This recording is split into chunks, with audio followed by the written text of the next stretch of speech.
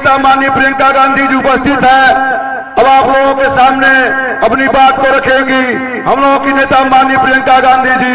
Priyanka Gandhi Congress party, Priyanka Gandhi Congress party,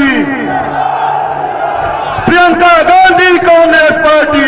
Aghoracharya बाबा कीनाराम जी की जय।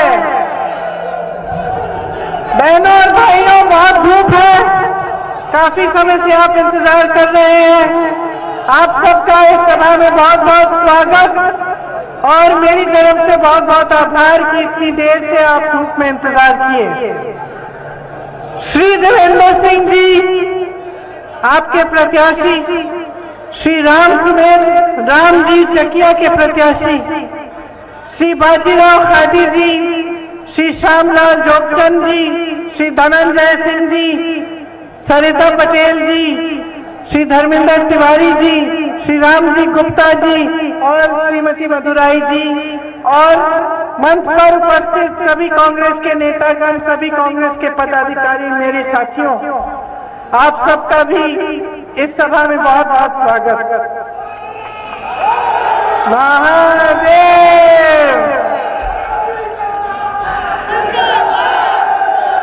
अच्छा बताइए, चुनाव की सभा है, चुनाव की सभा है तो थोड़ी बहुत चुनाव की बातें करते हैं। बताइए, आपकी सबसे बड़ी समस्याएं क्या है आज? कड़वा तेल महंगा हो गया है, 250 रुपए में मिल रहा है। एक दिहाड़ी कितनी है? 250 की दिहाड़ी और 250 का तेल। बढ़िया। महंगाई बहुत बढ़ गई है। बेरोजगारी, कितने नौजवान हैं यहाँ?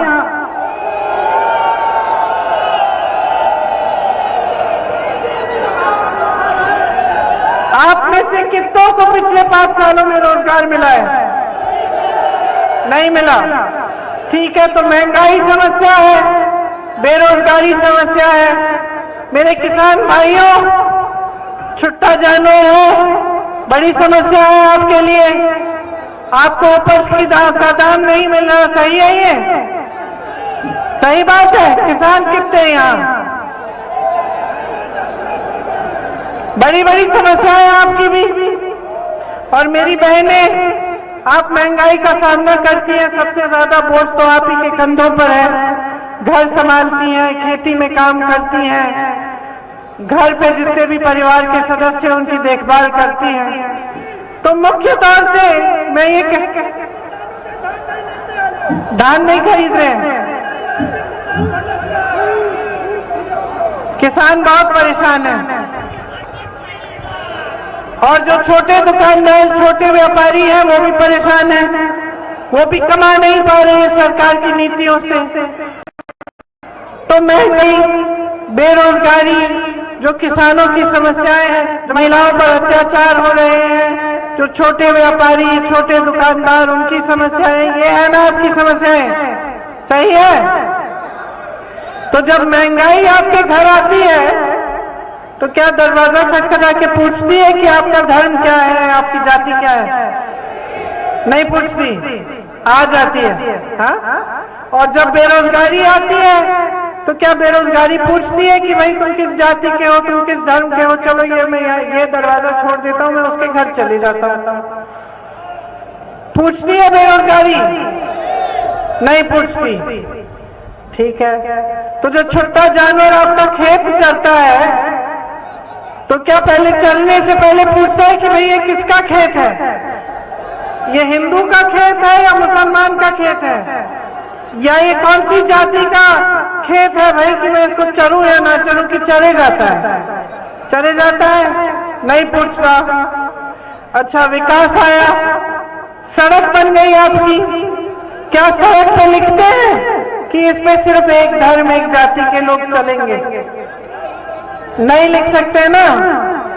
मान लो अगर सड़क बन जाती है तो अगर बिजली के तार लगते हैं तो क्या वो तार कहीं किसी के घर पे पहुंचकर घूम जाते कि भाई इस धर्म के घर में हमें नहीं जाना, हम तो दूसरे घर में जाएंगे? क्या बोलता है तार ऐसे? नहीं ना, बिजली का तार है, सब जगह जाता है।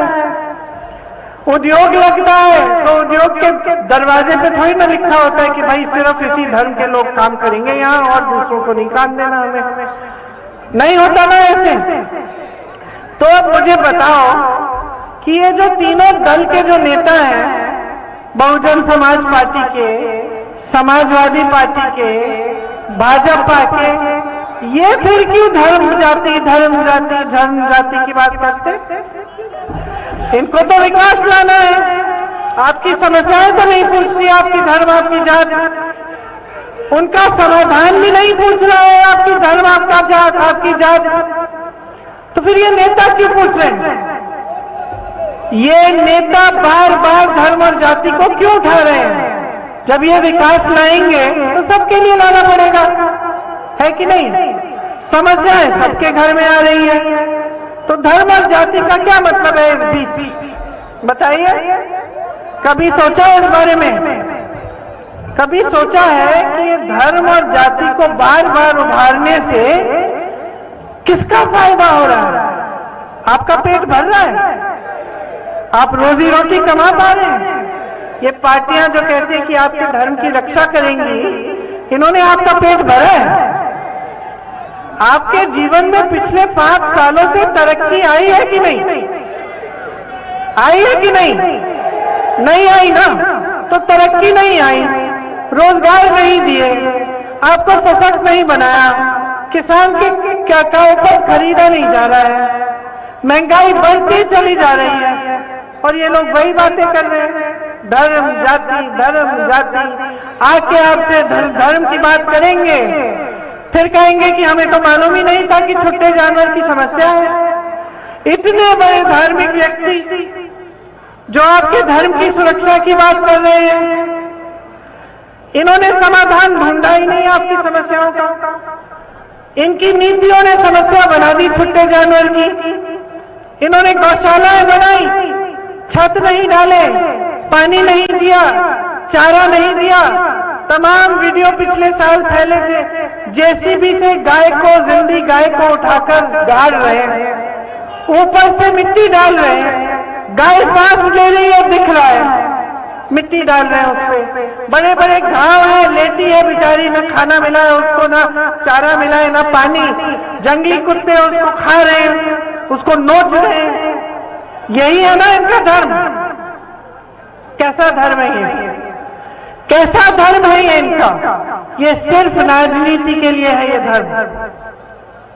असली धार्मिक व्यक्ति जानता है, जिसके दिल में धर्म है, चाहे वो हिंदू धर्म हो, मुसलमान धर्म हो, ईसाई धर्म हो, बौद्ध धर्म हो, वो नेता जिसके दिल में धर्म है, वो जानता है कि जनता की सेवा सबसे बड़ा धर्म है। हर किताब में लिखा है, आप भगवत गीता को पढ़िए,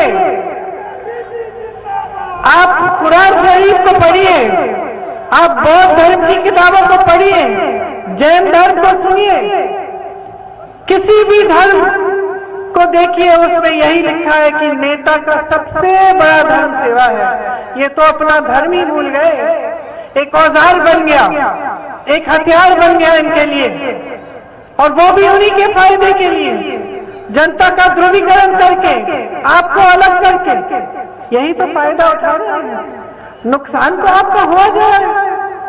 दशकों से आपके प्रदेश में जाति और धर्म की राजनीति चल रही है। आपका प्रदेश, ये उत्तर प्रदेश, आपका प्रदेश, मेरा प्रदेश, इसने तो देश को तमाम प्रधानमंत्री दिए, इसने देश को राजनीतिक दिशा दिखाई, इसने देश को आजादी दिलवाई। उत्तर प्रदेश के किसानों ने, उत्तर प्रदेश के नेताओं ने आजादी दिलवाई। उत्तर प्रदेश में सबसे ज्यादा नौजवान हैं, सबसे ज्यादा हुनर है, सबसे उपजाऊ जमीन है, और आज उत्तर प्रदेश ही खाई में है। यहाँ के नौजवान तमाम बेरोजगार हैं, यहाँ के किसान परेशानियों से घिरे हुए हैं, यहाँ के व्यापारी कमा नहीं पा रहे हैं, यहाँ की महिलाएं असुरक्षित हैं, सशक्त नहीं है, ये कैसे हुआ?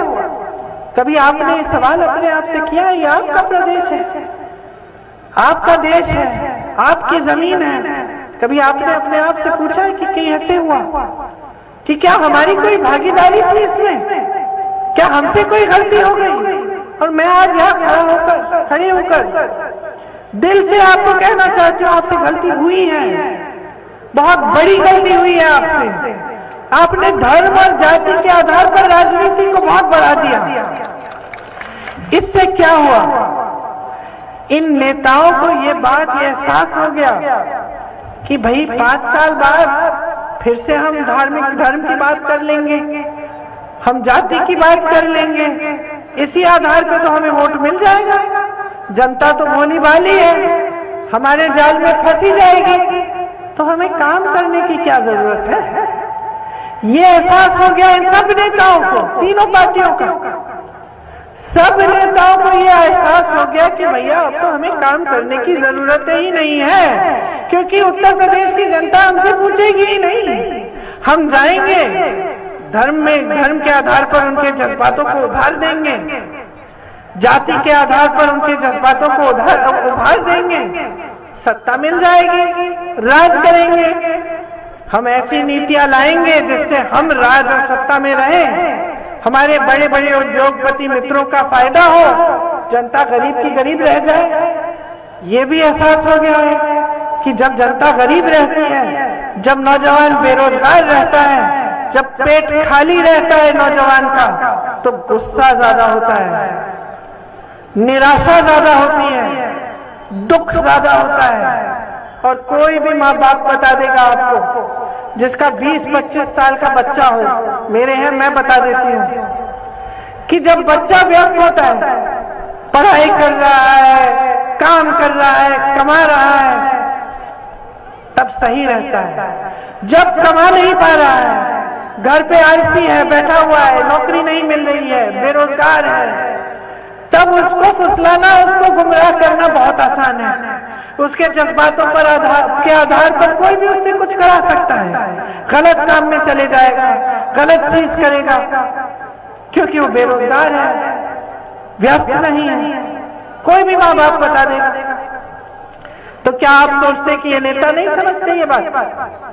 क्या आप सोचते कि ये इतने सालों में ये नहीं समझ गए कि नौजवान बेरोजगार रहेगा तभी तो इसको फुसला पाएंगे, तभी तो इसकी टोलियां बनाएंगे और धर्म के नाम पर, जाति के नाम पर इसको हम उकसाएंगे और इसके जज्बातों को उभार कर हम वोट लेंगे, मोटरसाइकिलें दे देंगे, झंडे लेंगे, घूमेंगे, सब जगह नारेबाजी करेंगे, धर्म के आधार पर, जाति के आधार पर लोगों को के जज्बातों को उभारेंगे और वोट मिल जाएगा हमको। क्या आप समझते हैं? ये समझे नहीं है? अरे सब जानते हैं, ये सब जान गए हैं कि यही रास्ता है सत्ता का। एक जमाने में नेता समझते थे कि सेवा करनी है, अगर हम विकास नहीं लाए, मेरे पिताजी समझते थे, मैंने अमेठी में देखा, सांसद थे, प्रधानमंत्री बने, चले जाते थे गांव के अंदर, प्रधानमंत्री होते हुए अपनी जीप चला के चले जाते थे, और जनता पूछती थी, प्रधानमंत्री थे लेकिन जनता पूछती थी कि राजीव भैया हमारी सड़क क्यों नहीं कराई, अभी हमारे खंबे लग गए लेकिन तार नहीं डलवाई आपने, इतने महीने हो गए, डलवाइए। वो समझते थे कि जनता पूछेगी, जनता के सामने जवाबदेह बनना पड़ेगा, इसलिए काम करना पड़ेगा। अब क्या हुआ उसके बाद? दशक गुजर गए, जाति के नाम पर, धर्म के नाम पर कभी बसपा आई, कभी समाजवादी दल आए, कभी भाजपा आई, और सब जान गए कि अब तो कोई पूछ ही नहीं रहा, अब तो वोट लेने का रास्ता कुछ और हो गया, सत्ता का रास्ता कुछ और हो गया, जवाबदेही है ही नहीं, कोई अपने आप को जिम्मेदार समझता ही नहीं है आपके प्रति। यहाँ किसान परेशान है, ये कानून ला रहे किसानों के लिए कि किसान मेहनत करेगा, किसान का खून पसीना बहेगा अपना, और अपने उद्योगपति मित्रों का फायदा होगा, किसान नहीं कमाएगा उस खून पसीने से। यहाँ ऐसी नीतियां बन रही हैं जो सारे रोजगार, जैसे आपने कहा, सारे रोजगार बिक रहे हैं, क्योंकि बड़ी बड़ी संस्थाएं जो पंडित नेहरू जी के जमाने से कांग्रेस की सरकारों ने बनाई, जो रोजगार देती थी, जो आपके लिए बनी गई थी, आपकी संपत्ति थी, वो भी सारी बेच डाली अपने दोस्तों को। खुद 16,000 करोड़ के हवाई जहाज में नरेंद्र मोदी जी घूम रहे हैं। आपने देखा होगा आजकल ही आए हैं ना, 5 सालों में तो नहीं दिखे, एक आध उद्घाटन कर लिया होगा। अब 3 दिन आ गए वाराणसी चुनाव के समय अपने बड़े हवाई जहाज में 16,000 करोड़ का के 2 हवाई जहाज हैं इनके, और पूरे देश के गन्ने का बकाया 14,000 करोड़ है। आप वो बकाया नहीं दे पाए, लेकिन अपने लिए आपने उतने का ही 2 हवाई जहाज खरीद लिया और उसमें आप घूम रहे पूरी दुनिया। आपकी ये हिम्मत हो गई है, आपने इतनी हिम्मत दे दी है भाई और बहनों, मैं क्या कहूं आपसे। आपने हिम्मत इतनी दे दी है कि आपके सामने मंच में खड़े होकर कह सकते हैं कि हमें मालूम नहीं था कि आपके छुट्टे जानवर की समस्या है। इनकी सरकार 5 सालों से और इनको मालूम नहीं।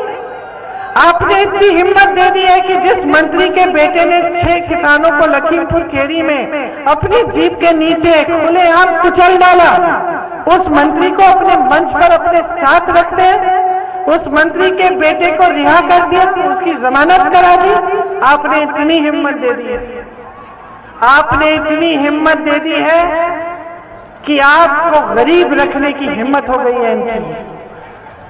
आपके लिए काम करना नहीं चाहते और अब खुलेआम कहते हैं। आपके सामने चुनाव के समय आपकी समस्याओं की बात नहीं होती, बुलडोजर की बात होती है। तो बुलडोजर चलाए आपके क्षेत्र की माफिया पे, चलाए, क्यों नहीं चलाए इन पे? किसके संरक्षण में काम कर रही है यहां की माफियाएं?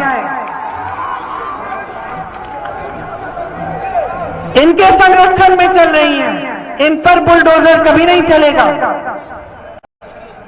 समझे आप? इनकी सारी नीतियां सिर्फ अमीरों के लिए हैं। ये बुलडोजर, ये बड़ी बड़ी बातें, ये सब गरीबों के लिए हैं। गरीबों को गरीब रखने की बातें हैं। आपका विकास कोई नहीं चाहता। आपकी आजादी के लिए जब लड़े नहीं, जब शहीद नहीं हुए, जब खून नहीं बहाया इस देश की जमीन के लिए, तो कैसे समझेंगे कि आजादी क्या होती है? कांग्रेस के नेताओं ने और आपके पूर्वजों ने इस देश को आजाद बनाया।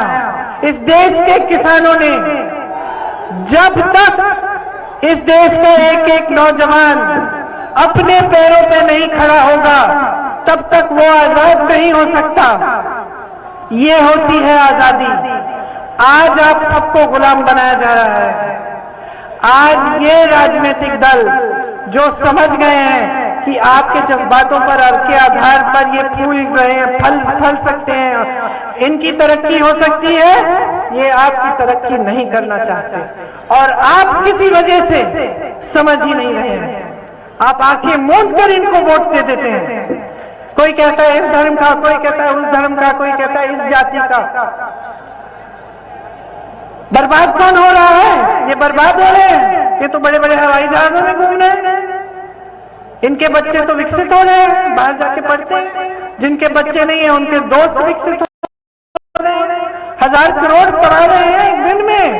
1000 करोड़ एक उद्योगपति कमा रहा है, प्रधानमंत्री का करीबी दोस्त, और यहाँ किसान 27 रुपए नहीं कमा पा रहा है। और मैं आपसे ये कहने आई हूं कि इसमें आपकी एक बहुत बड़ी जिम्मेदारी है। आपने बहुत बड़ी गलती की है, इस गलती को सुधारो। अगर इस गलती को नहीं सुधारोगे 5 साल और भुगतोगे। आज सरकार ने 12 लाख रोजगार खाली रखे हुए हैं 5 सालों से। नियत समझिए इनकी, 5 सालों से 12 लाख रोजगार खाली है, इन्होंने भरे नहीं। अगर मैं इस मीटिंग में पूछूं कि कितने नौजवान हैं जो बेरोजगार हैं और वो हाथ उठाएं, यहां पे हजारों दिख जाएंगे। क्या उनको दिखे नहीं? क्या योगी जी को दिखे नहीं? मोदी जी कहते हैं उन्होंने लखपति बनाए हुए हैं यूपी में, कि पूरा यूपी लखपतियों से भरा है। इतनी हिम्मत दे दी आपने। अरे जो नेता कभी गांव नहीं गया देखने के लिए कि क्या स्थिति है, क्या परिस्थिति है, वो कह रहा है कि लखपति बनाए हैं। मैं तो हर गांव जाती हूँ, गांव जाती हूँ, मुझे कोई लखपति नहीं दिखता, सिर्फ गरीबी दिखती है। इतनी हिम्मत दे दी है आपने कि ये कहते हैं कि हमने एहसान किया है जनता पे, जनता ने हमारा नमक खाया। मंच पे खड़े होकर प्रधानमंत्री जी कह रहे हैं कि आपने उनका नमक खाया है क्योंकि उन्होंने आपको एक राशन का बोरा पकड़ा दिया, मुफ्त राशन का बोरा। क्या कांग्रेस पार्टी के जमाने में आपको 2-3 रुपए में राशन मिल जाता था? आज के जमाने में उसी को मुफ्त कहिए। कौन सा बड़ा एहसान कर दिया आपने? ये तो आपका हक है। ये तो सबसे कम जो कर सकता था आपके लिए वो यही था कि आपको एक राशन का बोरा पा दे। उनका कर्तव्य क्या था आपके प्रति, उनकी जिम्मेदारी क्या थी आपके प्रति? उनकी जिम्मेदारी थी कि आपको रोजगार देते, ये 12 लाख पद जो खाली पड़े इनको भरते, ये उद्योग जो इस देश की संपत्ति है उनको जिंदा रखकर आपको रोजगार दिलवाते। ये छोटे दुकानदार, ये किसान, ये छोटे उद्योगपति, ये छोटे कारोबारी, व्यापारी, इनको मजबूत करते ताकि ये रोजगार दिलवा पाते। ये महिलाएं जो महंगाई का सामना नहीं कर पा रही हैं, इनको सशक्त बनाते, इनकी शिक्षा कराते, इनको रोजगार दिलवाते ताकि ये भी कमाती, इनकी सेहत के लिए कुछ करते। ये थी इनकी जिम्मेदारियां। पल्ला झाड़ लिए, धर्म और जाति को पकड़ लिए और अब कहते हैं कि एक बोरी राशन देने से बहुत बड़ा काम कर लिया आपके लिए। समझ लीजिए आपके साथ कितना विश्वासघात हो रहा है धर्म के नाम पर, जाति के नाम पर। और बदल डालिए यहाँ की राजनीति। मौका है आपके सामने। एक ऐसी पार्टी को सत्ता में लाइए जो आपके लिए काम करे, जिसके नेता समझें कि आपकी समस्याएं क्या हैं, सुलझाना कैसे है। ये छुट्टे जानवर की समस्या लीजिए, छत्तीसगढ़ में बहुत बड़ी समस्या थी ये। छत्तीसगढ़ में कांग्रेस की सरकार है, उन्होंने क्या किया? उन्होंने ये गौशालाएं नहीं बनाई जिसमें गाय मर रही है। उन्होंने जनता से कहा देखिए आप छुट्टे जानवर का देखभाल करो अपने घर में, सरकार आपसे 2 रुपए किलो में गोबर खरीदेगी, ठीक है? सरकार उस गोबर का इस्तेमाल करेगी गोबर गैस बनाने में और उससे अच्छा खाद बना के आपको दिलवाएगी। इससे क्या हुआ? समस्या ही नहीं रही, समस्या ही नहीं रही बहनों और भाइयों। उसका समाधान निकल गया। जनता ने छुट्टे जानवर को घर में रख लिया, जनता उसको रखने से, उसका देखभाल करने से कमाने लगी और उसके गोबर से गोबर गैस बनने लगी। आपकी सुविधा हो गई, समाधान हो गया। क्यों? कैसे? क्योंकि वहां छत्तीसगढ़ में सही राजनीति चल रही है, विकास की राजनीति चल रही है, नियत सही है सरकार की। वहां के मुख्यमंत्री जी ने मुझे कहा 2-3 दिन पहले, यूपी में चुनाव के प्रचार के लिए आए थे, कुछ व्यापारियों ने उनसे कहा कि 2 सालों से मुख्यमंत्री जी से मिलने की कोशिश कर रहे हैं। छत्तीसगढ़ के मुख्यमंत्री जी ने मुझे कहा कि प्रियंका जी, छत्तीसगढ़ में तो ये हो ही नहीं सकता।